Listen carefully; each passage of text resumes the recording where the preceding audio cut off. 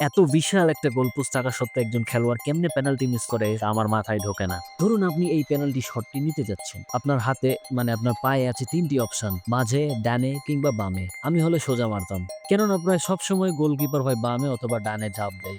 Goalkeeper মাঝখানে যদি হাত গুটিয়ে দাঁড়িয়ে থাকে তাহলে কেমন দেখায়? প্রফেশনাল প্লেয়াররা ম্যাক্সিমাম টাইমে ঠিক এই জায়গাগুলোতে শট নেয়। তবে আজকে আপনাকে এমন একটা স্পট দেখাবো যেখান দিয়ে শট নিলে কোনো অবস্থাতেই তা থামানো সম্ভব না। অফিসিয়াল নিয়ম অনুযায়ী গোলপোস্টের উচ্চতা ও প্রস্থ ৮ ফিট বাই ২৪ ফিট। এদিকে গড়ে একজন গোলকিপারের উচ্চতা ৬ ফিট ২ ইঞ্চি। সর্বোচ্চ এই অঞ্চল গোলকিপার নাগালের মধ্যে।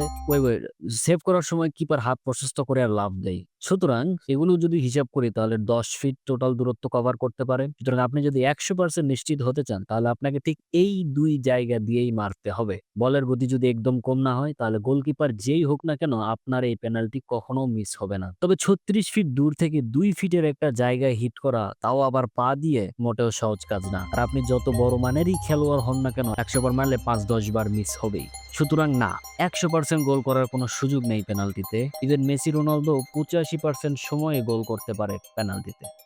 Thank you so much for watching and hit the subscribe button. Subscribe.